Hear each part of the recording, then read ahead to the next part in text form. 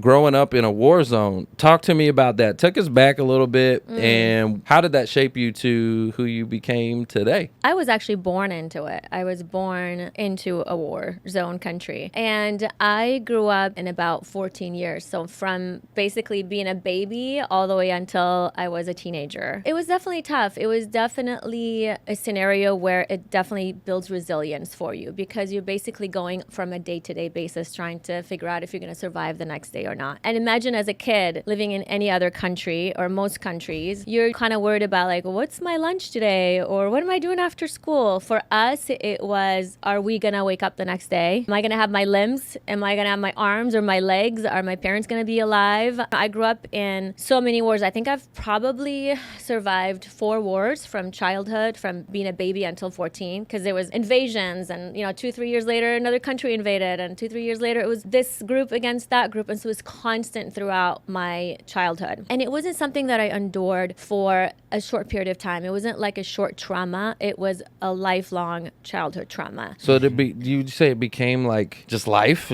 It was life. I mean, I think growing up in Beirut at the time, and mind you, Beirut was the Paris of the Middle East. It was where everybody went to party and have a good time. And when the war started and when I was born, this is when things just went downhill, and it became kind of, what you see on TV. Kind of people now look at Beirut and they say, oh, it's just a war zone, And so for me, it just was a way of life. I mean, that's what I knew. And I thought that's just how everybody lived. Just go to bed, and all of a sudden at 2 o'clock in the morning, there's just like all these bombs in the sky falling on your balcony, and you have to run to the shelter. And so we lived in these penthouses because we lived in the city, and every penthouse had shelter, like bomb shelters underneath. And I was like the key holder to the bomb shelter because I used to get so scared and had so much anxiety as a child, from obviously because I was so little when this whole thing happened. And so I would literally sleep with my shoes on. I would sleep with the keys to the shelter in my hand.